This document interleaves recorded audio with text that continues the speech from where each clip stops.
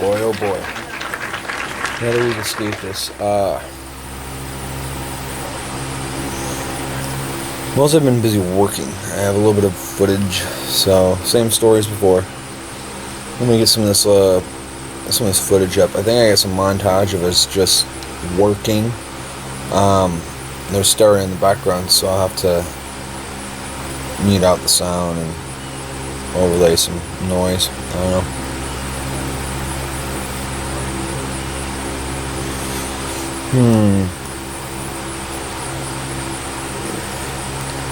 Shop's doing. It's doing, that's all. We're moving forward. Got a boat in there right now. I do have footage of that I'll show. This fella fucked his boat up proper. I fixed it. I think some of you will agree with my repairs. Some of you will disagree heartily with my repairs. It's the best I had with the time available.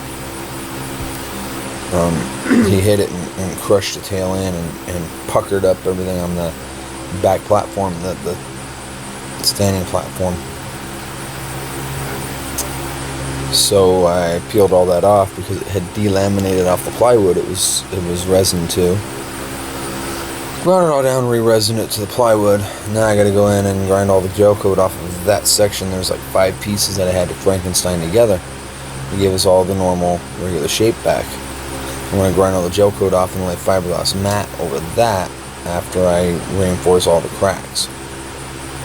I got video. I'll put it up.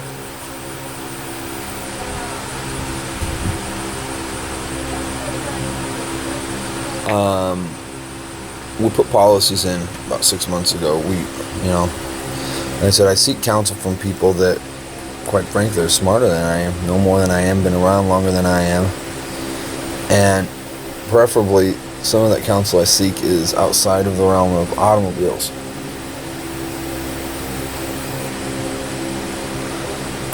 I try to gather as many outside opinions as possible because Jeremy and I are very close to the problem or the situations, and I care to get outside views. It works, it really does. Anyhow, we implemented policies about 6 months ago, and lovely project, really nice guy. He's a businessman. For about 2.5 weeks I let our phones go. Everybody thought that was the end of the damn world. Everybody thought that was the end of the world. I had more important things to take care of for the shop. Take care of the shop first, it'll take care of you, right? There you go.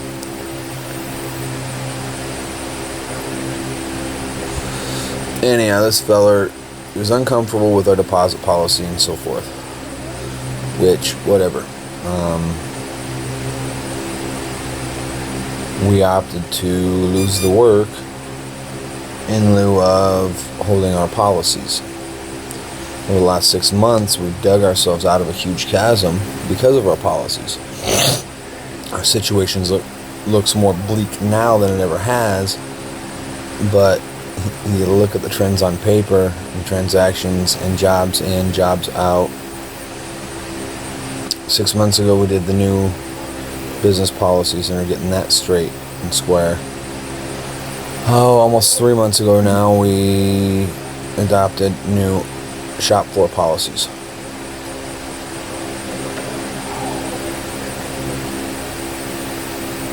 That's why we're where we're at now.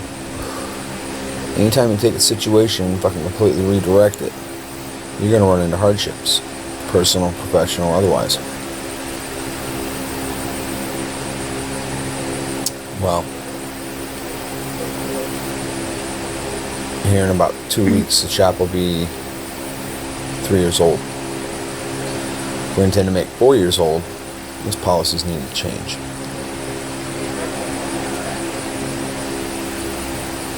I was really looking forward to working with the guy. I was really looking forward to the work.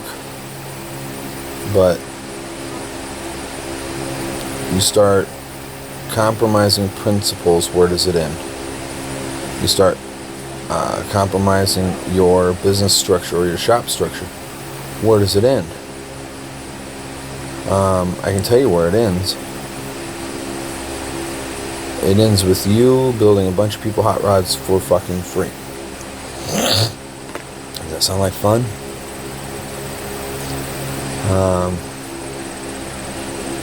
It's life. So we had our first test. It's not...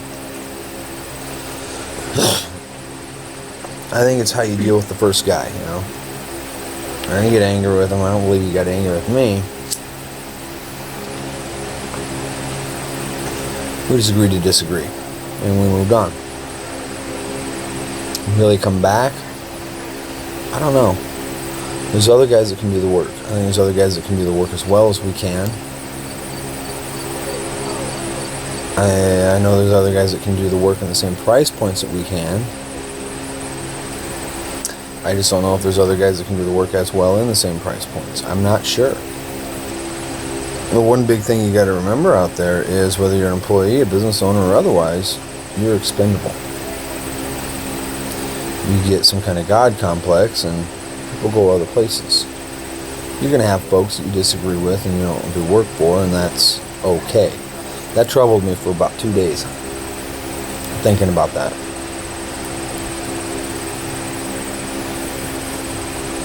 I hate letting money slide off the table.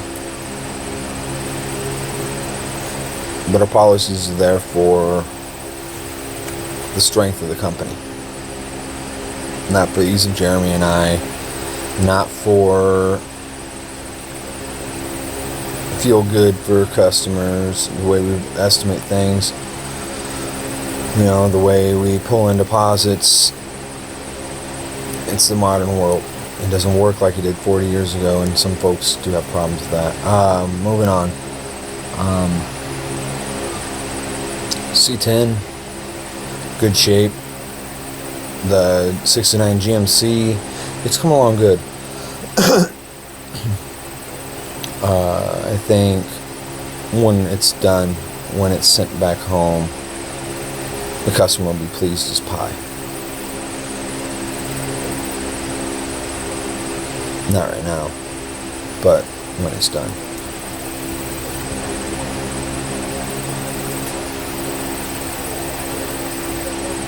J-Town's got that and dealing with it proper. Boat in there. I got the 68 Chevelle. I got to get the frame straightening video up. Somebody asked me about that on a previous video, the frame in the background. I got to get the frame straightening video up because I blocked it up, I leveled it out, and I straightened out the frame. Well, let's see. A week ago we got to the next point of interest where we're supposed to be. I got the body mounted down, and I took stock and inventory of all the parts and where all the welding is at. There's some problem areas. We'll get footage up of that. Got Firebird with frame rails and subframe connectors I got to put in next week. I got to do it next week. It's the 24th now. Told the guy to be about the 25th, so I need to get that done. I've just been trying to get stuff out of my way. We wound up losing just over a week dealing with the cab of that pickup. Jeremy and I got into it, and everything that was supposed to be done already hadn't really been done. I don't know what Helper was doing, but he wasn't doing that.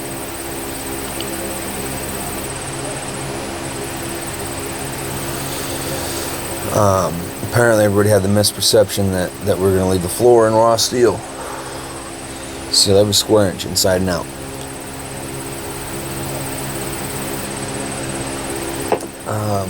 It looks like next weekend, trying to get to the Garage Gang Extravaganza, I'm just not going to be able to make it down there, and I'm really fucking bummed.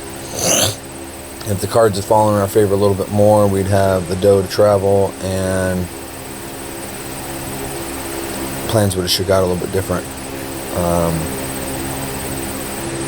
It's just not in the cards, and it really pisses me off because it's 3 hours away this year. I really wanted to get down there and meet some of y'all in the gang. I'm sorry. It bumps me out. Let me see. I see thumbs down guys back. Congratulations. Good to see you. Glad you could join us. I'm always proud to be a disappointment to somebody.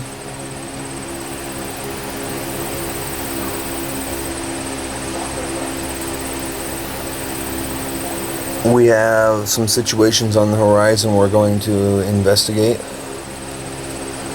I don't see much coming of it, but alright, here it is. There's a space I'm looking at. It's 2 miles from my home, 2 miles from where we started the shop, building the little 30 by 30. It's a huge fucking space. It's got its own, it's a standalone building. It's got a fenced in lot that you can lock. 3 overhead bay doors, office space. The people that own it really want to get someone in there badly, just from cursory conversation. I got to call the people that are. Let me see. One person fields calls. They don't have a lot of information. The next person, they're out of town. I got to get a hold of them. If we can negotiate it correctly, it'd pay us to move. But it's a big bump in overhead that I'm very concerned about. With what we got set up, operating, and scheduled in right now, we'll skate right through the new year. We'll just be on cruise control and start making ends meet. So that's scary as hell. We'll see. You know, I mean, we had a vehicle hit outside by one of our neighbors, and that led me to a great concern. Another neighbor of ours is a nosy cunt and just starts stirring shit and making problems. Now your initial is go out there and beat the hell out of them. What does that do for business? Nothing. Absolutely nothing. So I adopted the policy, I'm going to be sickly sweet like antifreeze and just kill the fucker with kindness.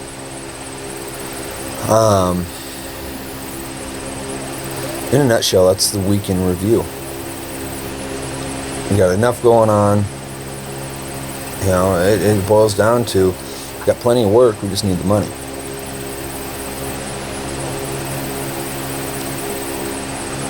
We go look at another Chevelle tomorrow. And we look at that property tomorrow. If I have my druthers, we'll negotiate a way to get in there and do the build outs ourselves with credit for rent. We'll move the fence that has a small sectioned off for storage of cars up to the front of the building so I can lock it off before the overheads. You have to come in the office or you don't come in the fucking building at all. That's my plan. We'll see. That would fence off enough area to park like 40 cars if we really wanted to pack them in there. We're working real hard to get down to where we got 1 or 2 projects going at a time. We do that, our space we've got is adequate. I got calls out for doors, filter walls, all the basics for a setup, a proper setup for Jeremy. A month ago it wouldn't have done any good. It didn't make any difference. The paint he was laying down was adequate, but required a hell of a lot of post work. We had a huge fucking issue. It was on the blue truck. On the truck we're finishing up now. Huge issue. And Jeremy rose to the occasion and bested the challenge. We had to repaint some shit. It was fucking bad. And I about popped a cork. When I lay down paint, it's adequate. Everything's covered, but there's a lot of post work involved. I can paint, my skill set isn't focused there. But Jeremy's laying it down now. If I give him a proper booth, we could pull it out, rub it with a fucking diaper, and send it out on the road. Address a couple runs, because they happen. I'll take a run over dry spray any day. From the whole cab, I think there is a softball size area of dry spray overall on the whole cab. Everything is laid out really well. Some areas that are a little textury, probably twice that area in textury places. So it's easy, it's simple. We're coming along, we're doing what we're supposed to, we're doing the work we're supposed to, we're focusing on that. So I'm gonna let you go. I'm out of here. You folks have a great day. At some point I'm going to go up and grind fiberglass. Oh, I'll shoot footage.